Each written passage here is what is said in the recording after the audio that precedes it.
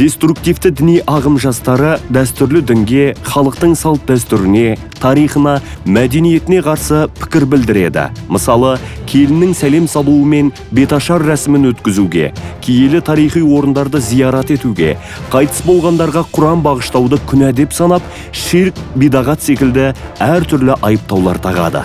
Ақпараттық алаңның өзгеруі, радио, теледидар, газет, журнал секілді ақпарат көздерін қарауды қояды.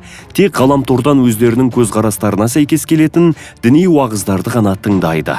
Сыртқы көрінісіндегі өзгерістер, ретсіз сақал өсіру, шалбарлардың балақтарын тобық үстіне дейін қысқартады, немесе манжетті спорттық шалбар киеді.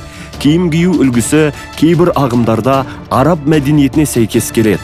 Әйел қыздары бір түсті қара, сұр жамылғылар кию немесе тұмшалану.